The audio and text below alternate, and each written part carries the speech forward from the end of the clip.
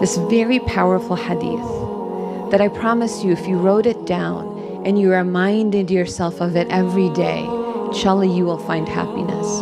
Where he sallallahu alayhi wasallam said, there's no fatigue, there is no disease, there is no sorrow, there is no sadness, there's no hurt, there's no pain, there's no distress, not even something so small like when you're putting your hijab on and the needle pricks you for a second.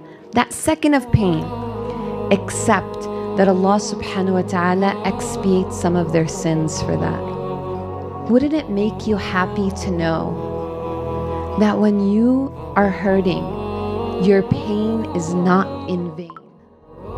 Your pain is being rewarded. Your pain has a purpose.